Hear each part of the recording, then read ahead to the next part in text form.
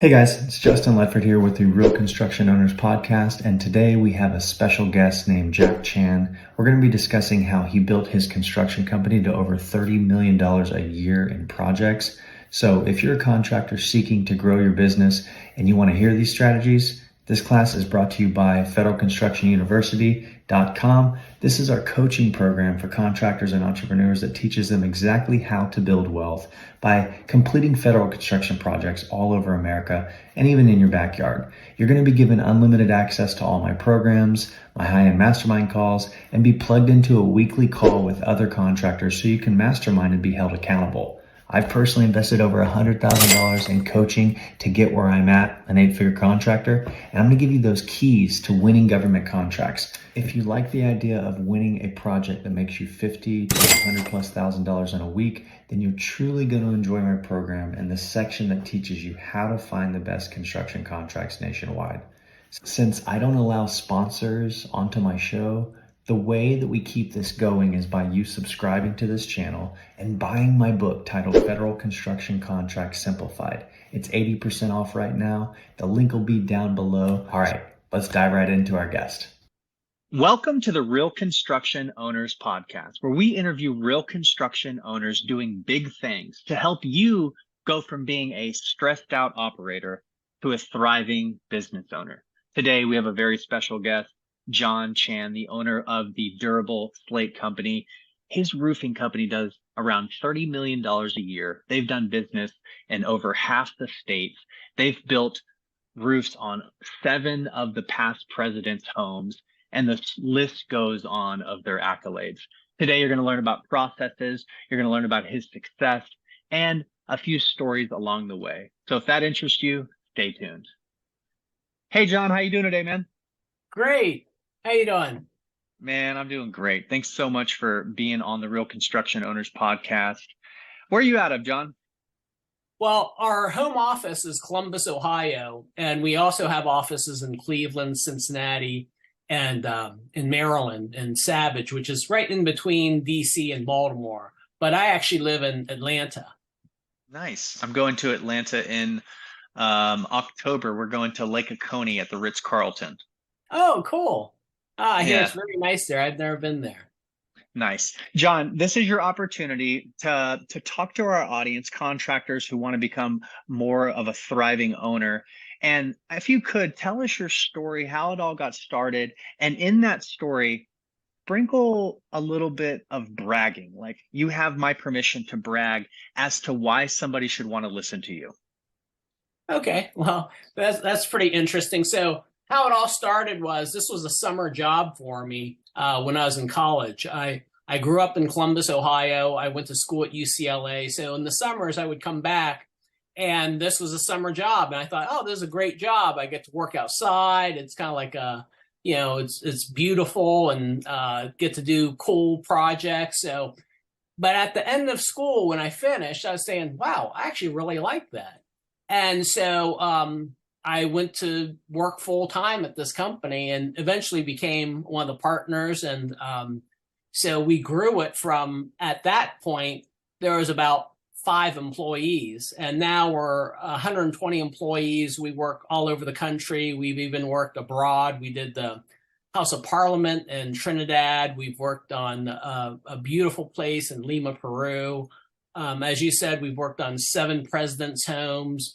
We've worked on some of the largest mansions in the U.S. We just finished a 70,000 square foot house, half-inch slate. We used 11 truckloads of Vermont slate on that roof and 30,000 pounds of lead-coated copper. So that was a really huge project. And we've really grown a lot, and we've done some really amazing projects, winning all kinds of awards along the way. We've won the Better Business Bureau's International Award for Marketplace Ethics. We've won the NRCA's Gold Circle Award, I want to say 5, 6 times or something. And we're actually the only American company ever to win the IFD's Project of the Year. So the IFD is an international roofing association that's based in Europe. And yeah, we were super happy to have won that award. Wow, the list is impeccable. That is incredible. Your resume, your story from starting at the bottom to becoming a partner to now doing business all over America and all over the world is invigorating. It's exciting me just talking to you. So I'm curious, as the owner of this company, what would you say is your superpower? Gosh, my superpower is probably putting in a good training system and letting people do what they're great at, and that's the thing. I think a lot of people are so concerned with, if they don't do it themselves, it's not going to get done right. The trick of it really is that if you can train your staff to do each of these things really well, and even if they aren't as good as you, it's okay, because you can have a bunch of people doing all kinds of things that might be almost as good as you, or someone might be better than you in that specific task. And then you can do the thing that you like to do.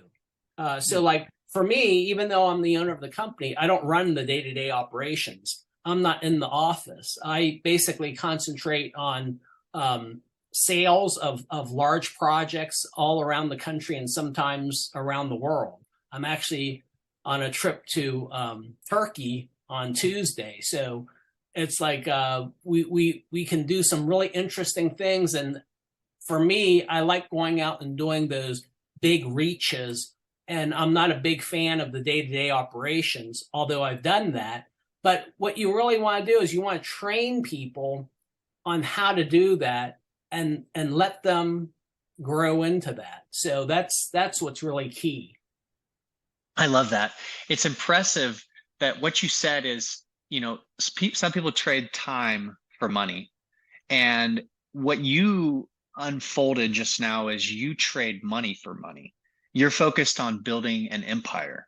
You're focused on doing what you love, what lights you up. And as the CEO of a company or the owner of a company, that is the purpose. We should not be doing the thing that is a $20 or $50 an hour item. We need to be doing the thing that only we can do.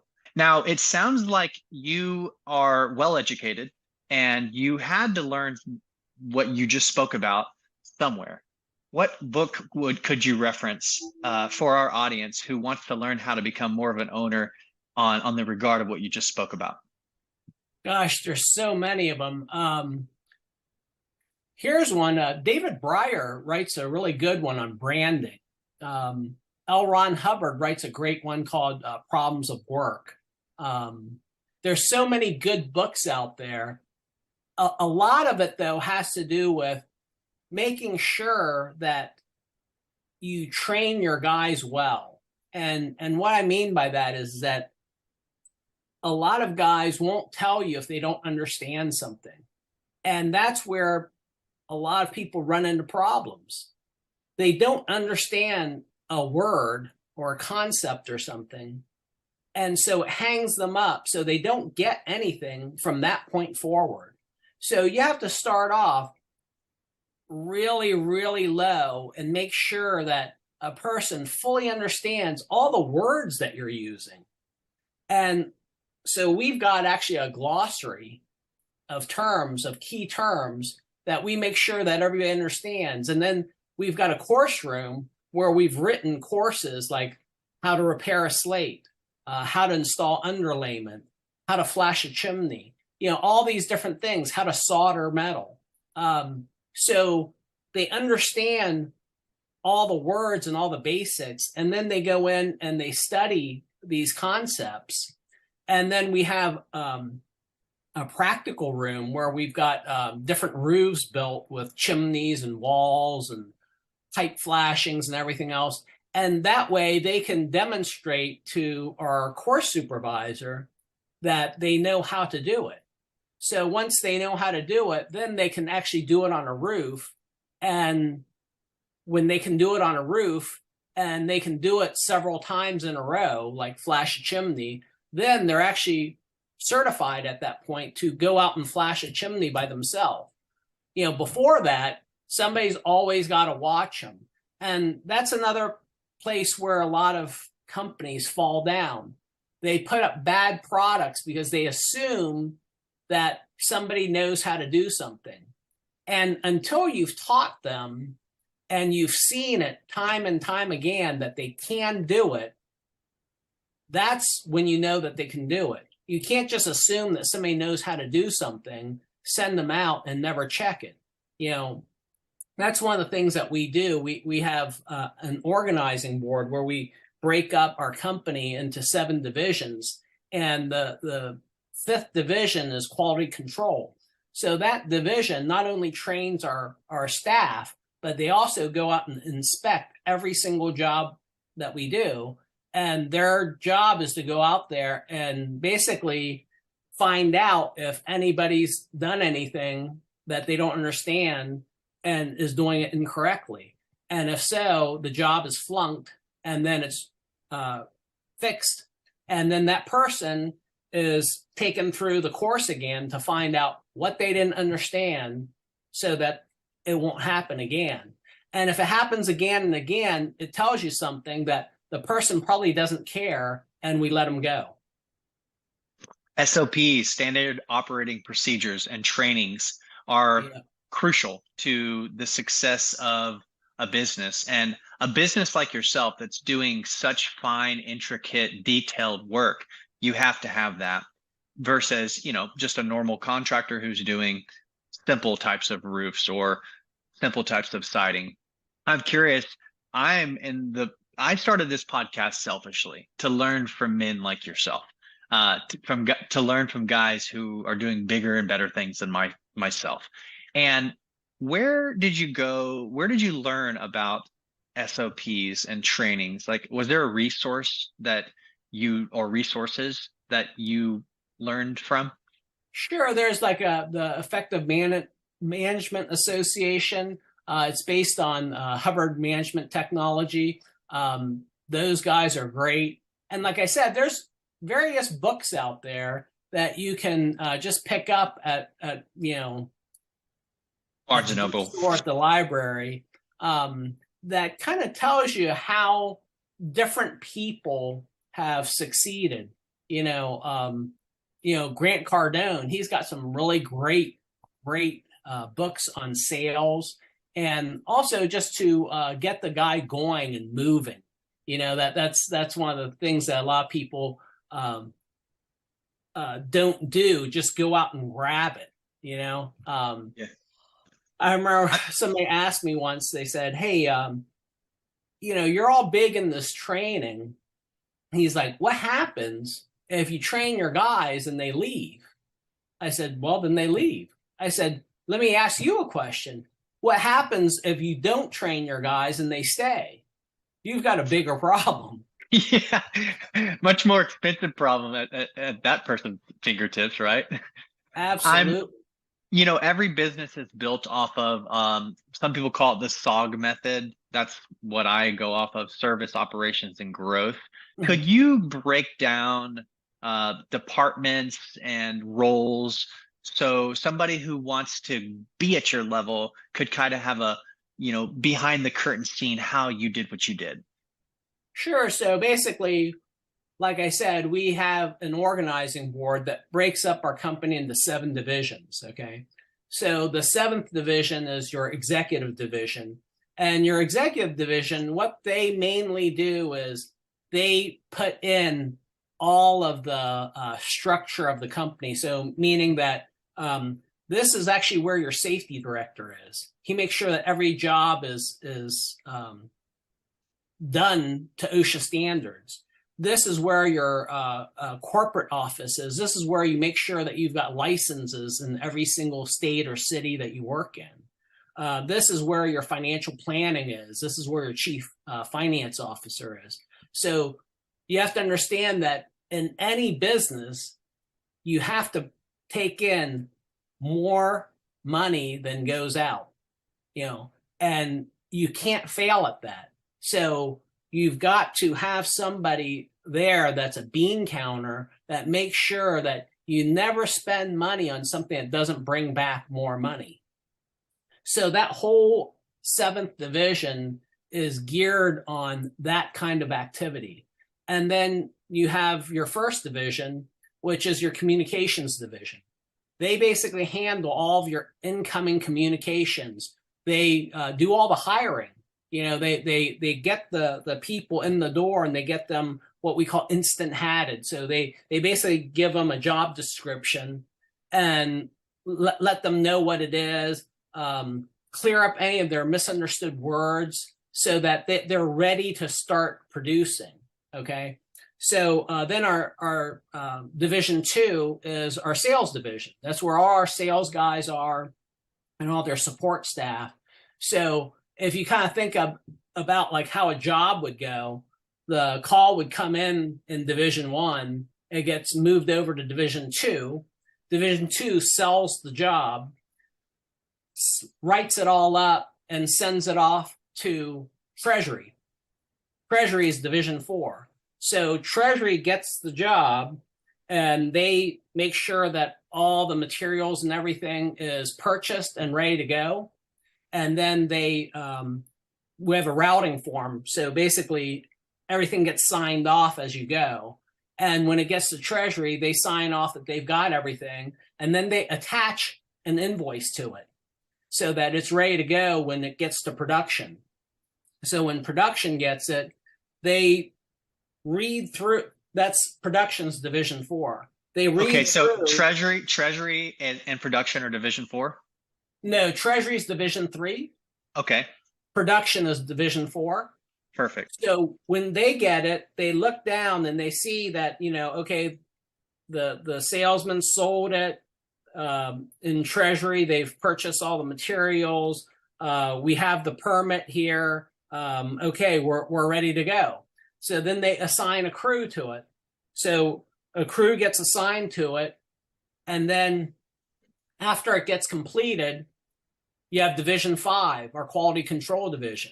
They go out and they do random inspections, but they also inspect every single job when it gets done, because we want to make sure that there's not one job that ever slips through the cracks that isn't completed to our standards. And so if there's anything wrong with it, they flunk the job, and it goes back to division 4, where they pull that person aside, and the quality control manager takes that person to the job site and says, okay, let's fix this. Let's see what you did wrong here. They fix it. Then they find out, okay, what didn't you understand about this? Why was it done this way? And they get all that done. The whole thing's all written up for their training folder. And that way we can keep track of, who makes what mistakes when and all that. And after that, when it's all completed, it goes to division 6, which is our PR department. So then that department lets everybody know about the fantastic job that we did. And how they do that is they might send postcards out to that job that just got done saying, hey, we just finished the job at 244 South Main Street. Go take a look at our work. And if you like what you see, give us a call or shoot us an email. So at that point, Division 6 should have created a new call that enters in Division 1. And the idea of this is that you get that cycle moving as fast as possible. So you want to get as many calls in as possible to Division 1. They get to Division 2, who sells as fast as possible, gets it to Division 3, who picks up all the materials and gets it all organized, gets permits pulled, gets it over to Division 4, and it just cycles right through. And if you do that and you make sure that your job is done completed in a perfect way each time, it creates a lot of great word of mouth. A lot of people get interest in that, and that picks up steam. So one of the things that we really push is that we push what we call exchange and abundance, meaning that you expect A, but we give you A plus 1, 2, 3, meaning that a person expects that, their roof is going to get fixed or repaired or a new roof or whatever, and they think it's going to look a certain way. But what happens is we cleaned up the yard better than it looked when we got there. We communicated perfectly with the customer. We cleaned up our mess, and all of our valleys are perfectly straight. And so when the customer comes out and looks at it or deals with our foreman, they're like, wow, this is much better than I expected. And if you can do that on a consistent basis, your phone won't stop ringing. It's the guys that try and cheat their way, meaning produce something, and instead of giving them what you promised, give them something less. That's where you run into a lot of problems. That's where you get upset customers. That's where you get all these issues. But if you always try and give them more than was expected, it really, really, it's almost like a suction for jobs. People would just call you. I've been asked so many times, how do you get these jobs? Like right now we're doing a big steeple in Montana, and we're doing another big steeple in Pittsburgh, and we're on the French ambassador's house in Washington, D.C., and we're also on Fort McNair in Washington, D.C., and we've got a beautiful, it's like a mansion. It's a huge mansion in Austin, and also we're doing I want to go to that job. I live in Austin. Tell me where, and I will go check it out. I'm just over here taking notes. Like, this is awesome, dude. Oh, cool. Yeah, it's out. I don't know if you know where Bee Cave is, but it's out. Yeah, I live like 10 minutes from there. Okay, cool. Actually, we have another job that's going on in Austin too. It's the visitor center for the state capitol. So you know what? I'll bring my camera gear. Let's go. I'll make some footage for you. Okay, cool. Well, next time I'm in Austin, we'll hook up and we'll go grab some of that great Austin barbecue. Yeah, buddy. You already know we got some of the best barbecue out here. Hey, I'm curious on that. You just blew my mind, by the way, just so you know, about the 7 divisions. I'm curious which division is like the invoicing or collecting the money. That's in Division 3. So that's Treasury. Okay. I see what you're saying now. And about Division 6, your PR department, you said they send out a postcard. Is there any automation in that, or is that manual? It's a little bit of both. And what I mean by that is they have automated mailings that they send out through a mail house. And then sometimes we'll specifically target an area. So when jobs get done, that's another thing that's automated. But let's say there's a storm that happens on the west side of Cincinnati. That's where one of our offices is, in Cincinnati. So all of a sudden that will become a manual thing where we go, okay, well, the storm hit Covedale, so let's blanket Covedale with some flyers and or mailers. Okay. Regarding marketing and sales, I know you do a lot of government contracts. You're also doing private residential. What are your marketing avenues that you have found successful? Because it sounds like you do insurance work as well. We do, but in a much different way than, say, like the storm chasing companies. A lot of the storm chasing companies, what happens is, let's say you have a storm, they send a whole team of sales guys in who canvassers, yeah, and they're basically commission guys. Most of them don't really know anything about roofing, but they go out and they sell those guys, and then basically they'll do the job for whatever the insurance pays.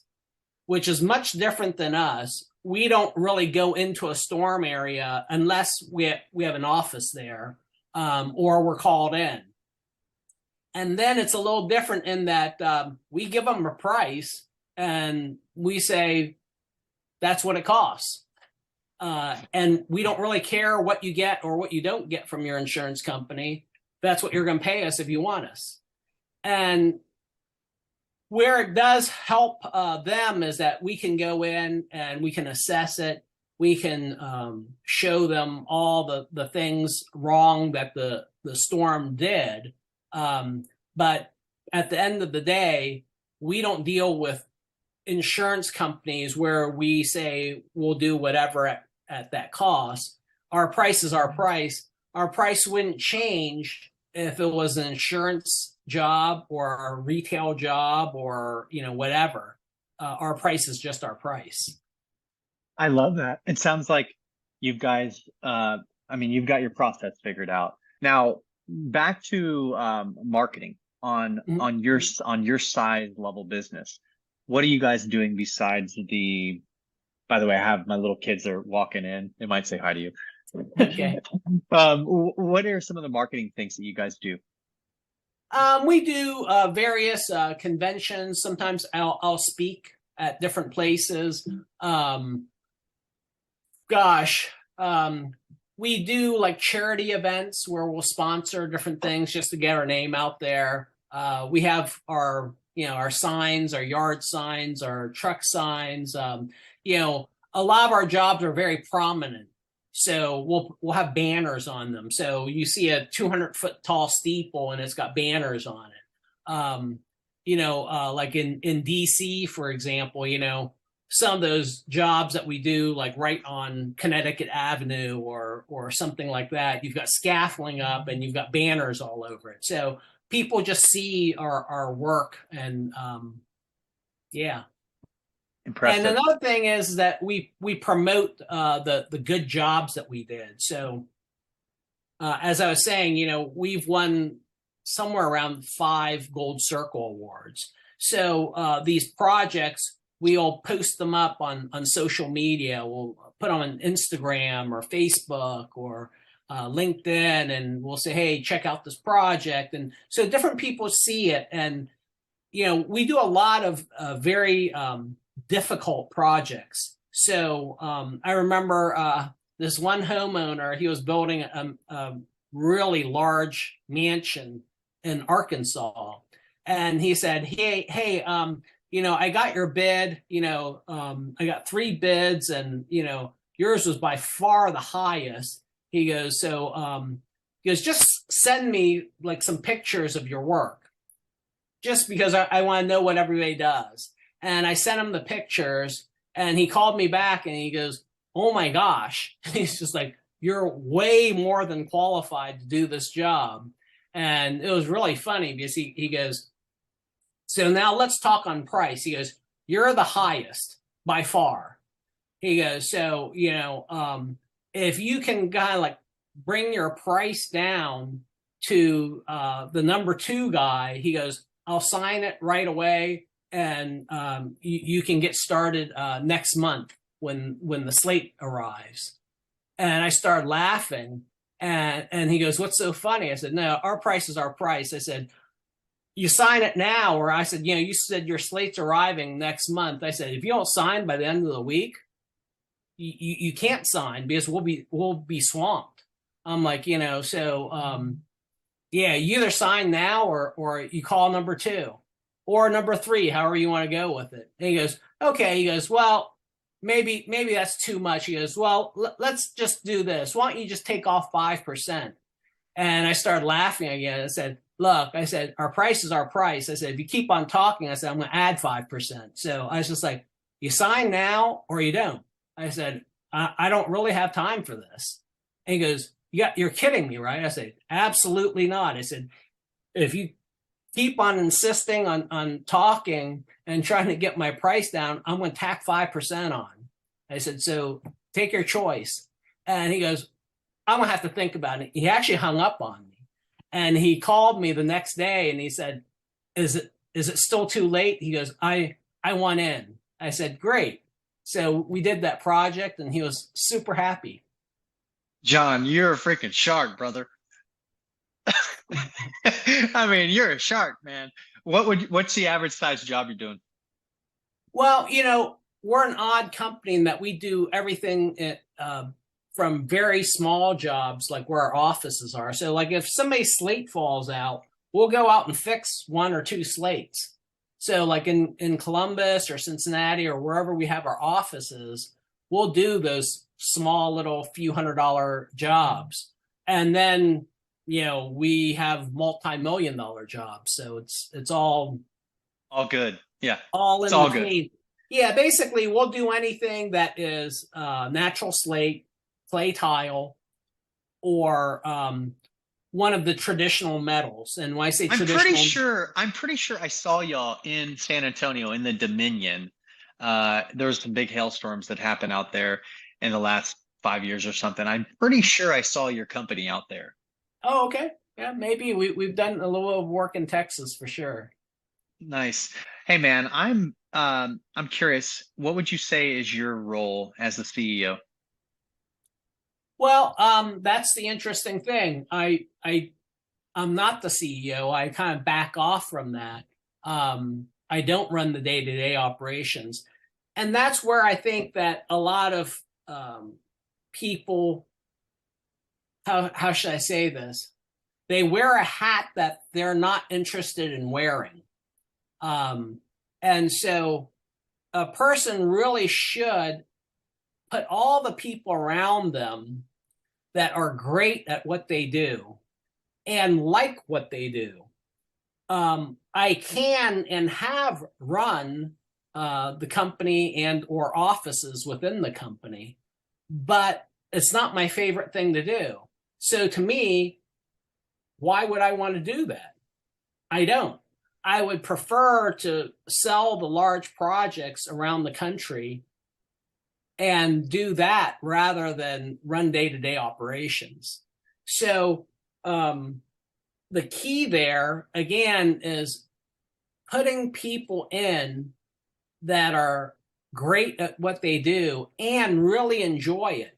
Because they really enjoy it, it's like fun to them.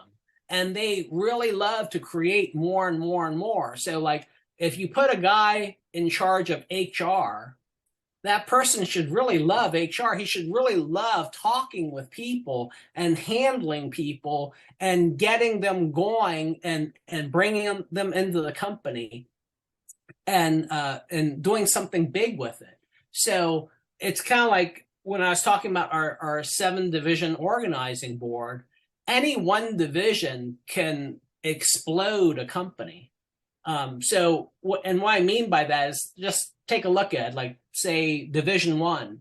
If Division 1 hired in all the greatest people in the world, they hired in guys like Grant Cardone to be your salesman.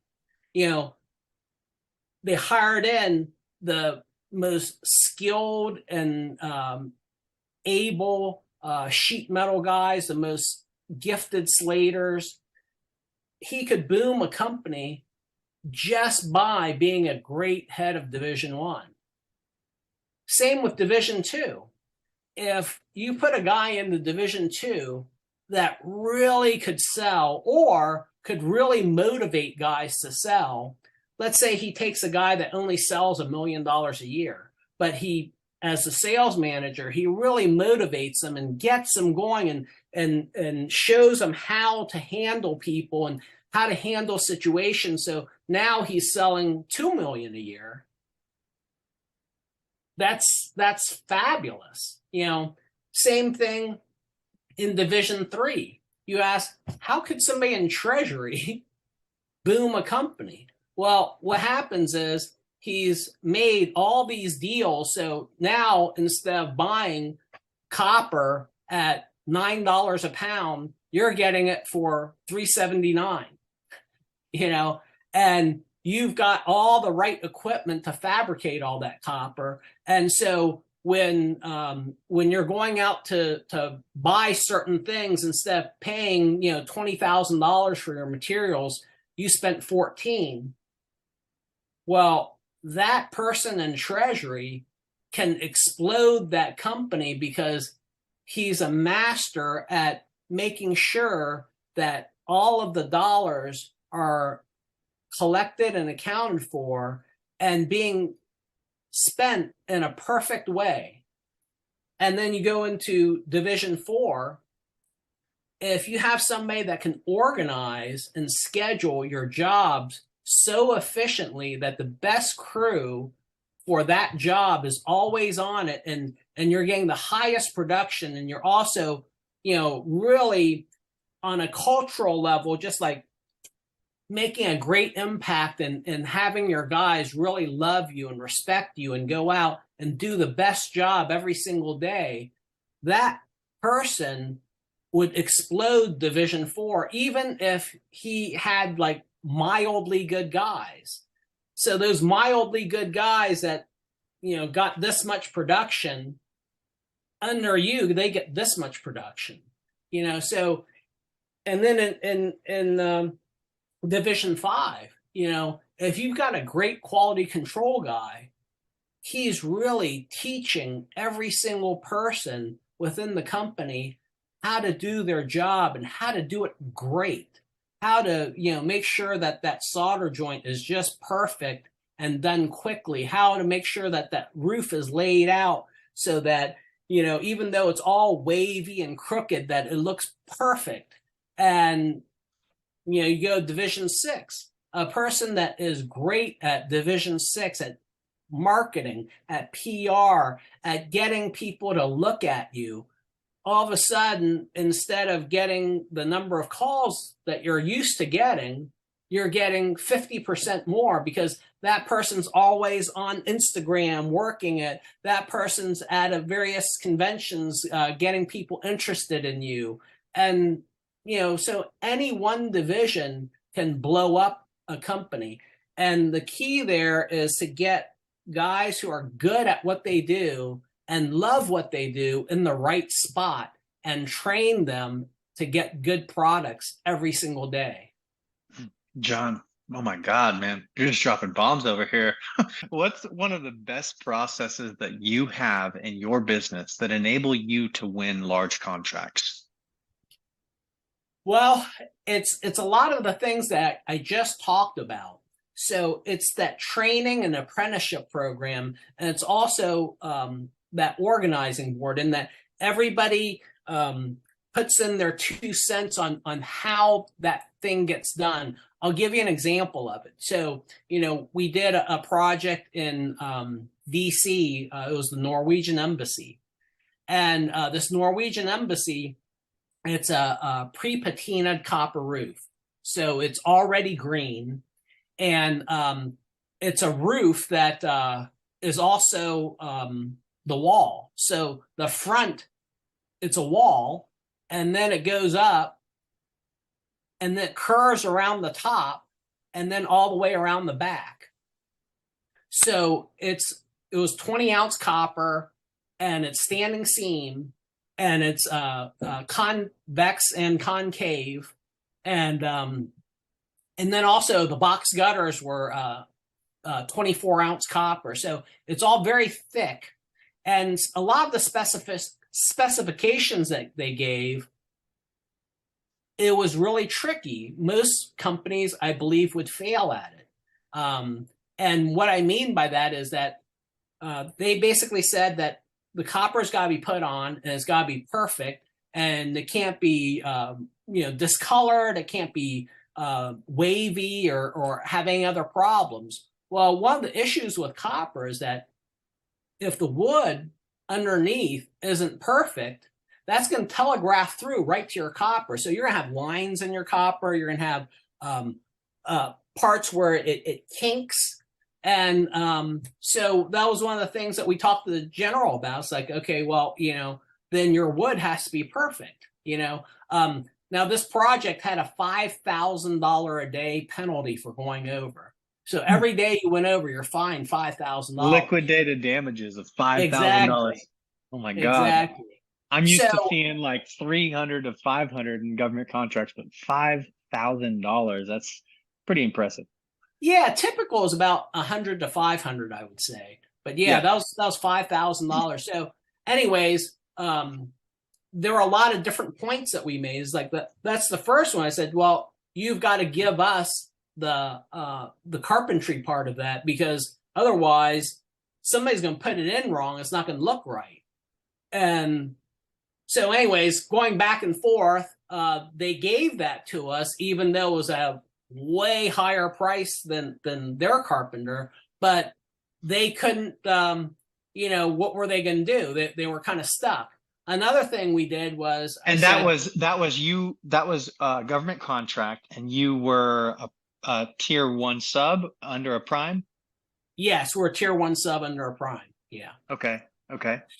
So the other issue is, where these copper roofs curved, in their spec, you were supposed to cut them and solder them. So with pre-patinaed copper, you'd have to wire wheel off all the green patina. Then you'd have to acid wash it. Then you'd have to solder it. And then you'd have to put the patina back. And I said, there's no way you're going to make that look right. And they're like, well, how would you suggest? I said, we're going to do European folds. We're going to fold everything. We're going to use pinch seams so that you don't have to solder any of that. And so then at the top, we basically rolled it over and installed what we call bread pan. We folded all the standing seam panels and then locked another section onto it. So that way the copper can move and not bind. And, if you'd have followed their specs, there's no way you could get that job done and pass, because they would fail it every time. There's no way you can get that patina to be perfect like it came out. I'm curious about that. I'm curious about that right there, because, specifications in government contracts, sometimes they want it how they want it, right? Mm-hmm. How did you overcome that? Like with the prime, how did the prime overcome that with the government? Well, so basically what it came down to is... Was that through an RFI, the RFI method, or what did y'all do? RFI method, exactly. What it came down to is that it came down to crunch time, and we were the only contractor. And what I mean by that is that they had 4 guys bidding the copper roof. And when they came out with the whole liquidated damages, everyone else backed out. They're like, no, we're not doing this. And I said, yeah, we can do it. And they're like, you can? Like, absolutely. And I said, these are the things I need changed. I said, we're going to do the pinch seams. We're not soldering all those corners. You're going to carve out the materials. You're going to buy the materials and give it to us. We don't want the materials in our contract. They said, why?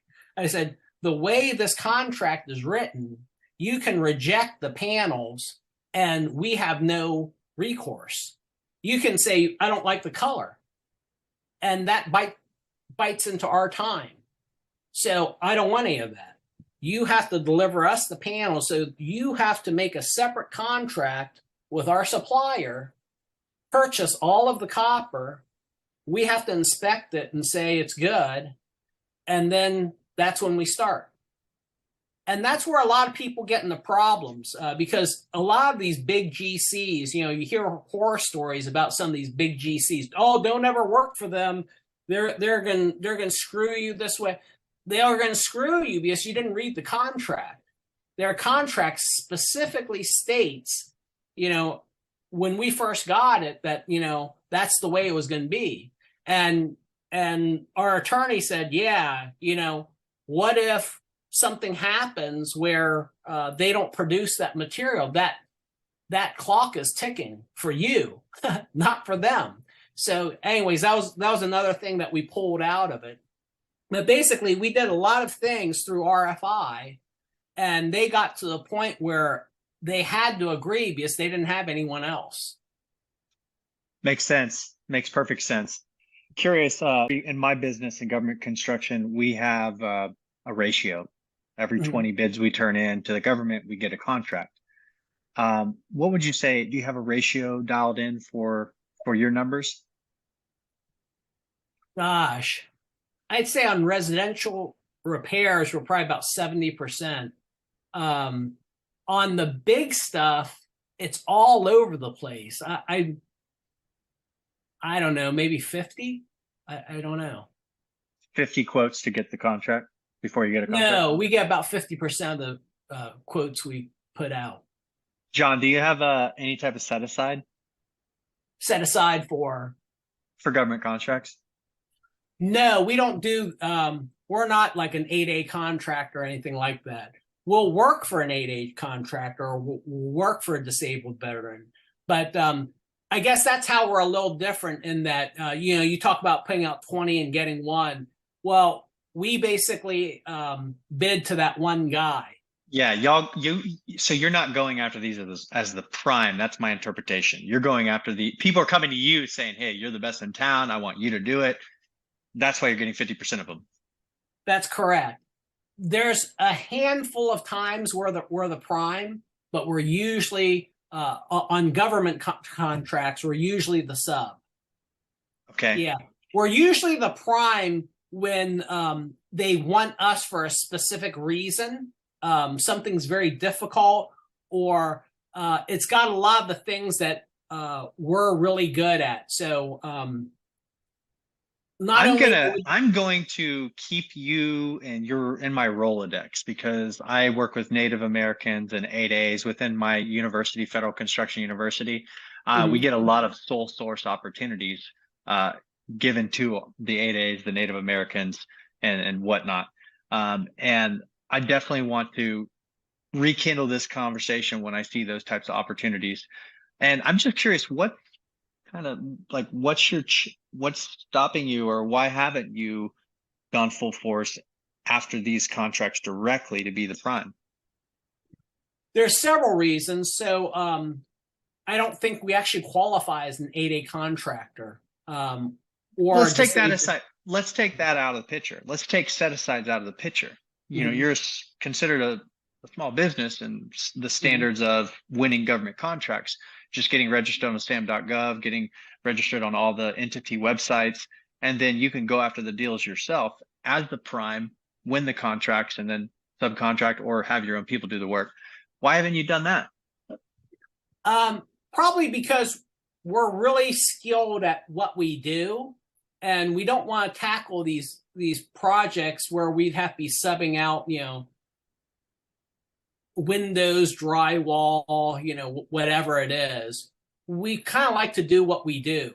And getting into all of that is a whole different ball of wax. It's kind of interesting because I think earlier I said, I'm headed to Turkey on Tuesday. That's one of the things that we're doing over there. We're actually meeting up with a very, very large contractor over there on international work. Basically, we've been asked to tackle some very large projects where parts of the job are really appealing to us. Like there's a job in Vienna where there was a clay tile roof with a zinc standing seam copper. And that really appealed to us, but we didn't want everything else. And so that's one of the things that we're going to work out with this other company, where they basically go in and do all that other stuff, where we can go in and just do the things that we want to do. So we don't actually like being the prime in those situations. We prefer to be the prime when it's mainly almost all of our work. Like, we did a lighthouse in Mississippi where most of it was structural work, masonry, and a little bit of roofing.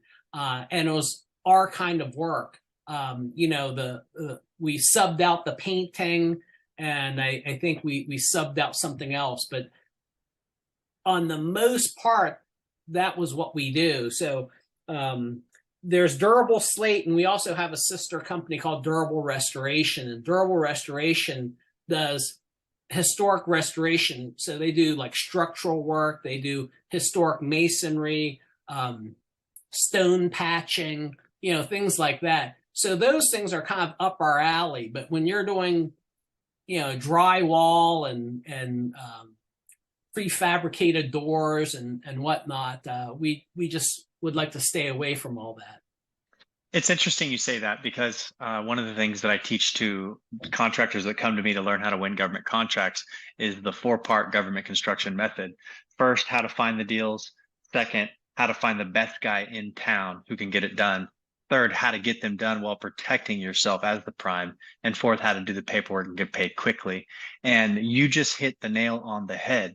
You have to find the best guy in town who specializes in that, because if you do that, your client, the government, will be a raving fan.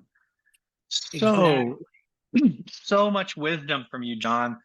I'm curious, in terms of a book you've read cover to cover that you've thoroughly enjoyed, what would you say that is?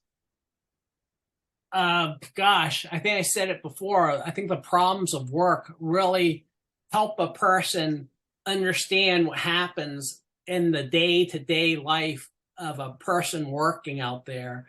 And you really understand how to overcome all of those pitfalls and how to deal with people that either you're working side by side with or your juniors or whatever. You really understand where everybody's coming from, and you can really get people to put their best foot forward. And it allows you to put your best foot forward. Yeah. Best tip you could give a contractor who is leading a team and wants to leave a legacy? I would say to make sure that all of your guys are delivering more than what's asked for, because if, just think about it. If you took your car in, let's say, and I don't know, your battery was out and, you got it back, but they washed your car. It was sparkling clean.